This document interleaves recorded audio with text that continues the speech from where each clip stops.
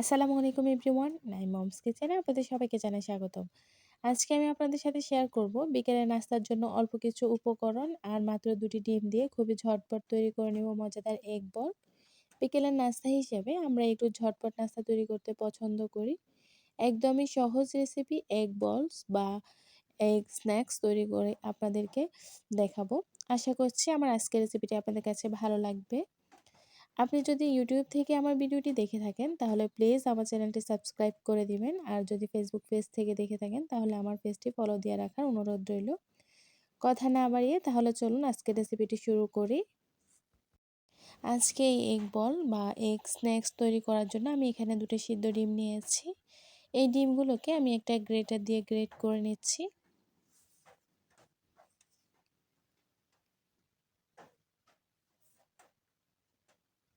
ডিমগুলো গ্রেট করে নেওয়ার পর ডিমের সাথে এবার আমি দিয়ে দিব 2 টেবিল চামচ পেঁয়াজ কুচি, 1 চা চামচ দিয়ে দিচ্ছি আমি কাঁচামরিচ কুচি, হাফ চা চামচ দিয়ে দিচ্ছি লাল মরিচের গুঁড়া, ঝালটা আপনারা বাড়িয়ে কমিয়ে দিতে পারেন। গরম মশলা গুঁড়া দিয়ে দিচ্ছি আমি হাফ চা চামচ, কালো গোলমরিচের গুঁড়া দিয়ে দিচ্ছি আমি 1/4 টিস্পুন, হলুদ গুঁড়া দিয়ে দিচ্ছি আমি 1/4 টিস্পুন, লবণ দিচ্ছি আমি হাফ চামচ বা স্বাদ মতো, ধনিয়া পাতা কুচি দিচ্ছি আমি 1 টেবিল চামচ, ময়দা দিয়ে দিচ্ছি আমি 2 টেবিল চামচ। ময়দা পরিবর্তে আপনারা চাইলে কর্নফ্লাওয়ার দিতে পারেন। এবার আমি সব কিছু হাত দিয়ে ভালো করে মিশিয়ে নিচ্ছি। সবকিছু ভালো করে মিশিয়ে নেওয়া হয়ে গেছে। এবার আমি এখান থেকে অল্প কিছু মিশ্রণ নিয়ে গোল গোল করে ছোট ছোট বল তৈরি করে নিব। আমি সবগুলোকে একই রকম গোল গোল করে বল বানিয়ে নিচ্ছি।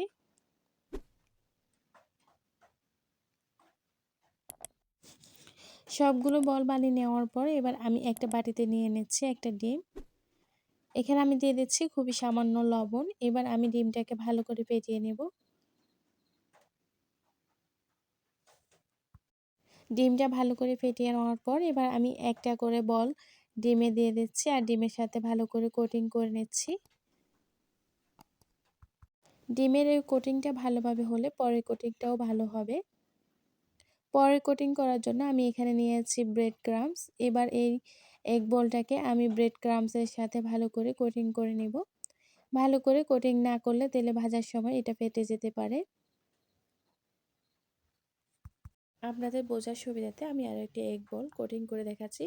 প্রথমে আমি একটা বল ডিমের সাথে ভালোভাবে কোটিং করে নিচ্ছি। ডিমের এই মিশ্রণের সাথে যদি ভালোভাবে কোটিং করা না হয় তাহলে পরের কোটিংটাও ভালো হবে না। আর পরের কোটিংটা ভালো না হলে ভাজার সময় এটা ফেটে যেতে পারে। এবার আমি এগ বলটাকে ব্রেড ক্রাম্বসের সাথে ভালোভাবে কোট করে নিচ্ছি। একইভাবে আমি সবগুলো এগ বল কোটিং করে নেব। সবগুলো এগ বল তৈরি করার পর এবার আমি এগুলোকে ভাজতে চলে যাচ্ছি। চুলায় আমি একটা প্যানে পরিমাণ মতো তেল গরম হতে দিয়েছি। তেলটা যখন কিছুটা গরম হয়ে আসছে তখন আমি একটা একটা করে এগ বল দিয়ে দিব। এগুলা যেহেতু ব্রেড ক্রাম্বসে কোট করেছি তাই অতিরিক্ত গরম তেলে দেওয়া যাবে না। অতিরিক্ত গরম তেলে দিলে সঙ্গে সঙ্গে উপরটা পুড়ে যেতে পারে এবং ভেতরটা কাঁচা থেকে যাবে।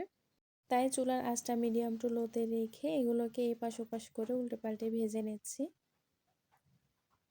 ডিমগুলো যেহেতু সেদ্ধ ছিল এটা হতে বেশি সময় লাগবে না। 4-5টা সুন্দর গোল্ডেন ব্রাউন কালার আসার পর এগুলো আমি তেল ঝরিয়ে তুলে নিচ্ছি।